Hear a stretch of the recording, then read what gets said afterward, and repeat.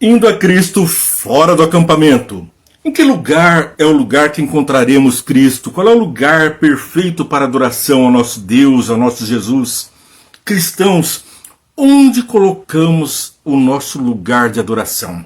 Veja aqui o que o próprio Jesus trata lá em João capítulo 4, verso 19. Disse a mulher: Senhor, vejo que é profeta. Nossos antepassados adoravam neste monte, mas vocês, judeus, dizem que Jerusalém é o lugar onde se deve adorar.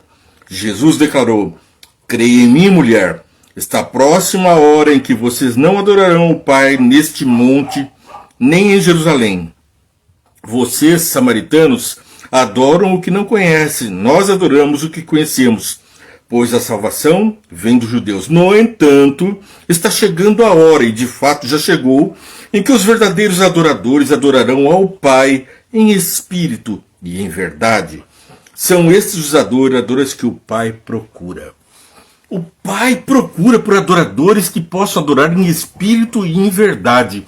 Chega de falsos profetas, falsos espíritos, proclamando heresias e mentiras e não as verdades. Mas, historicamente, onde é que os judeus adoravam? Qual é o lugar perfeito para adoração? Hebreus capítulo 13, versos 10 a 14.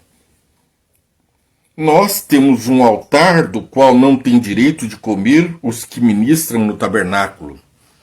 O sumo sacerdote leva sangue de animais até o Santo dos Santos como oferta pelo pecado, mas os corpos dos animais são queimados fora do acampamento. Assim, Jesus também sofreu fora das portas da cidade, para santificar o povo por meio do seu próprio sangue. Portanto, saiamos até ele, fora do acampamento, suportando a desonra que ele suportou. Pois não temos aqui nenhuma cidade permanente, mas buscamos a que há de vir. Cidadãos dos céus, adoramos a Deus em espírito e em verdade. Onde quer que você ponha seus pés, é um lugar perfeito para adoração. Bom, Mateus capítulo... Vamos para agora Mateus. O que é que Jesus tem a dizer para nós? Lá em Mateus capítulo 10, 38. E passamos a seguinte mensagem, que é repetida também em Marcos capítulo 8, 34, Lucas 14, 27. Cruz ou conforto? Lugar de adoração perfeito, tranquilo. Ou em meio à turbulência de uma vida, em meio às aflições que Cristo passou e que o cristão também passa nessa terra. Mateus 10, 28. Leio aqui. Não tenham medo dos que matam o corpo, mas não podem matar a alma. Antes tenham medo daquele que pode destruir tanto a alma como o corpo no inferno. Bom, aqui vemos a mensagem de que o cristão não deve temer aqueles que tentam contra ele, contra o seu corpo, contra o seu espírito, contra a sua tranquilidade. Porque em Marcos capítulo 8, 34, Lucas 14, 27, como nós lemos, vamos ler aqui, 8, 34. O que é que diz aqui em Marcos capítulo 8, 34? Conforto, paz. 8, 34. Então ele chamou a multidão e os discípulos e disse: se alguém quiser acompanhar-me, negue-se a si mesmo, tome a sua cruz e siga-me. Todos os evangelistas registraram isso. Tanto nós temos isso registrado em Marcos, como nós vemos também registrado em Lucas. É uma mensagem do próprio Cristo. Tome a sua cruz e siga-me. Onde? Onde quer que você pretenda fazer a adoração.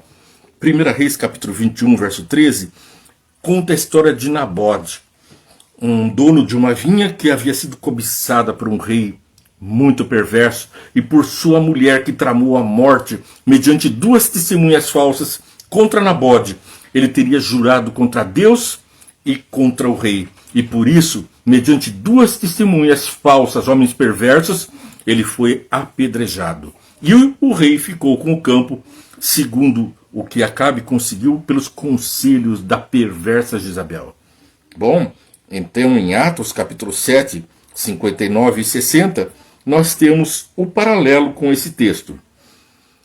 Enquanto apedrejavam Estevão, este orava: Senhor Jesus, recebe o meu espírito. Então caiu de joelhos e bradou: Senhor, não considere culpados deste pecado. E tendo dito isso, adormeceu, morreu. Estevão fez o mesmo brado de Jesus na cruz: Pai, perdoa-lhes, não sabem o que fazem. Ali estava aquele moço muito empolgado com a morte de Estevão. Saulo, um homem destemido, totalmente fortalecido com a ideia de matar os cristãos, perseguir, acabar com essa seita dos cristãos. Agora ele segurava a capa dos que apedrejavam Estevão. E as palavras de Estevão, aliás, as palavras de Estevão soaram fundo em seu coração, quando então ele colocou que: Pai, não lhes imputes esses pecados. Algo torturava aqui o seu sentimento. Eu estou perseguindo homens que estão orando por mim. E eu fico imaginando quando Paulo encontrar Estevão nos céus. Ou, melhor ainda, quando Estevão, pasmo, encontrar Paulo, não Saulo, nos céus. Aí ele vai ver o resultado daquela oração. Nós orando pelos nossos inimigos. Porque pelos amigos todos devemos orar. Mas Saulo, converso em Paulo por Estevão, por um bom testemunho. Agora, a conduta do cristão em meio ao martírio leva milhares à salvação. Levíticos capítulo 4, versos 11 e 12, veja que o lugar para adoração não era dos melhores. 4, 11 e 12. Mas o couro do novilho e toda a sua carne, bem como a cabeça e as pernas, as vísceras e os excrementos, isto é tudo que se resta do novilho, ele levará para fora do acampamento a um local cerimonialmente puro, onde se lançam as cinzas. Ali queimará sobre a lenha de uma fogueira sobre o monte de cinzas. O resto do sacrifício dos cordeiros, dos novilhos, que representavam o nosso Jesus que seria sacrificado por nós, eram queimados fora do arraial, no mesmo lugar onde se jogavam os cadáveres de animais mortos, onde se jogavam os impuros, os que estavam sendo apedrejados, crucificados por seus pecados. Era um lugar maldito e ali estava o nosso Jesus fora dos portões da cidade a pagar pelos meus pecados. Se fez maldito por mim e eu, que deveria estar junto com os excrementos, fora do lugar santo protegido de Jerusalém, fora do campo da santidade, porque o meu pecado contaminaria o Israel. É lá que Jesus foi me buscar. É lá, junto ao excremento, que ele encontrou um excremento humano cheio de pecados e me resgatou. Ah, que maravilha encontrarmos alguém com tão grande amor, descer do céu, um ser santo, descer do céu, da glória e majestade, para ser esbofeteado por pecadores. E eu aqui, constantemente esbofeteando o meu Salvador, com atos, gestos, palavras, omissões, ações. Ah, miserável homem que eu sou, disse Paulo, e eu repito, porque nós estamos vestidos com a roupa do pecado. Mas não esqueça que Jesus, como fez com o filho pródigo, vestiu o seu manto sobre a podridão do meu. Agora, o universo não tem do que me condenar. Eu estou diante do Pai, frente a frente, porque eu posso ver Deus puro mediante o sacrifício do seu Filho Jesus, o Santo. Bom, nós vemos então que os blasfemos eram crucificados, eram apedrejados. E Jesus foi tido como blasfemo porque disse ser o Filho de Deus que estava ali para nos salvar, para salvar inclusive os sacerdotes. Blasfemo, Levíticos capítulo 24, verso 10. Vamos ver o que diz em Levíticos capítulo 24, verso 10. Que lugar é esse onde se punham os blasfemos, os animais, os excrementos? Bem, aqui está. Aconteceu que o filho de uma israelita e de um egípcio saiu e foi para o meio dos israelitas. No acampamento houve uma briga entre ele e um israelita. O filho da israelita blasfemou o nome com maldição. Então o levaram a Moisés. O nome de sua mãe era Selomite, filha de Dibre, da tribo de Dan. Deixaram-no preso até que a vontade do Senhor lhes fosse declarada. Então o Senhor disse a Moisés: leve-o que blasfemou para fora do acampamento.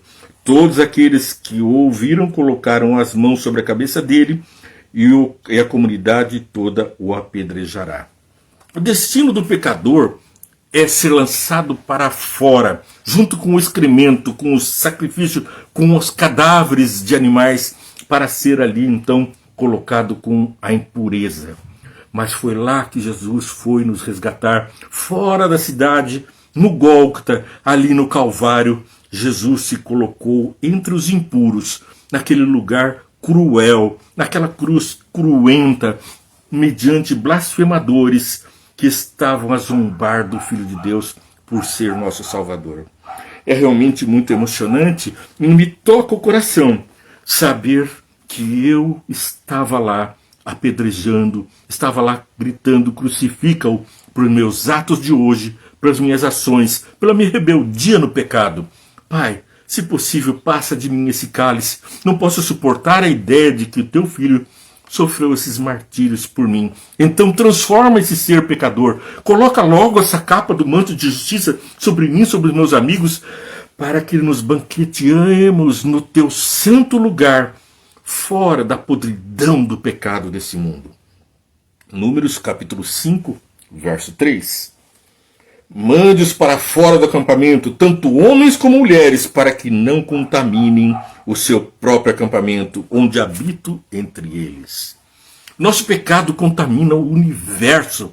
O universo, comandado por um Deus santo, está fedendo podre por causa de nós. É hora de trazermos arrependimento e frutos eficazes que mostrem esse arrependimento. Conversão. Não adianta receber a graça e continuar porco na podridão. Precisamos receber a graça capaz de salvar. Sim, Jesus tem essa capacidade, mas tem a capacidade de nos salvar do pecado. É disso que ele veio nos salvar.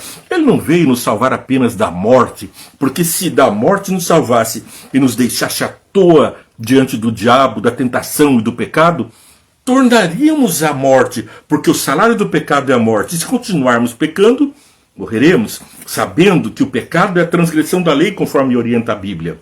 Então, se estamos salvos, permaneçamos nessa graça, permaneçamos fiéis ao nosso Deus, para que o pecado não tenha mais poder sobre a nossa vida, para que nós mostremos ao universo o poder regenerador da graça de Jesus Cristo. Não apenas o poder salvador. Isso já foi e está acontecendo. Nós somos salvos, estamos salvos.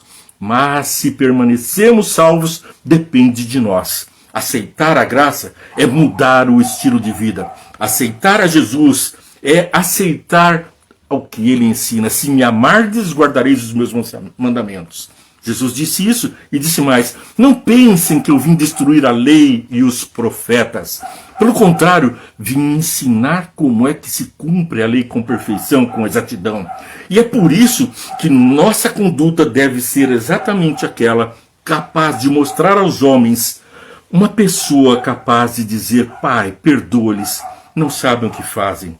Enquanto vemos as pedras sendo lançadas, os gritos crucificam, estamos a orar. A nossa conduta prega mais do que as nossas palavras. Então, Pai, ajuda-nos, fortalece a nossa fé e aumenta exatamente a tua aparência em nós. Porque fomos desvirtuados. Nos fizesse a sua imagem e semelhança. No princípio criou Deus os céus e a terra. E o homem foi feito à imagem e semelhança de Deus. Agora, o pecado é que está estampado em nosso rosto. Mas basta fazer como Moisés, que ficou algum tempo com Deus no monte, e quando desceu, ninguém podia suportar o brilho do rosto de Moisés, que estava estampando exatamente a glória de Deus. Uma vida do cristão, ele precisa brilhar, e o brilho faz com que as pessoas detestem e apedrejem. Tapa o seu rosto, gritavam o povo para Moisés.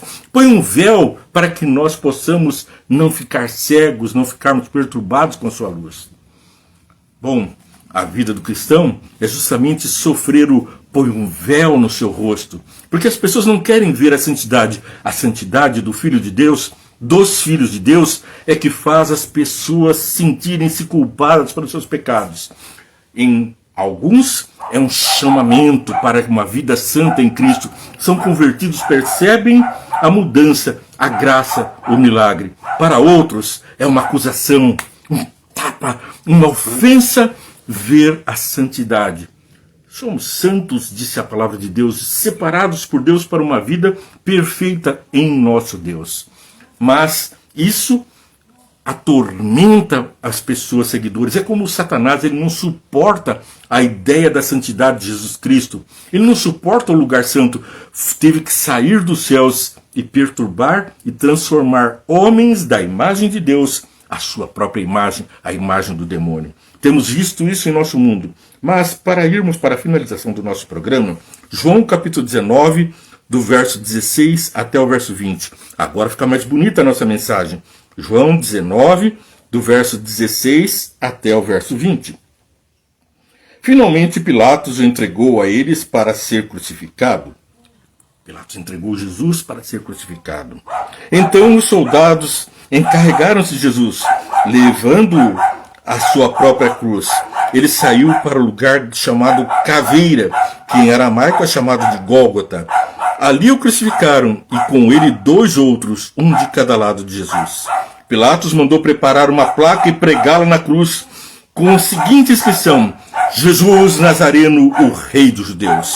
Muitos dos judeus leram a placa, pois o lugar em que Jesus foi crucificado ficava próximo à cidade. E a placa estava escrito em aramaico, latim e grego.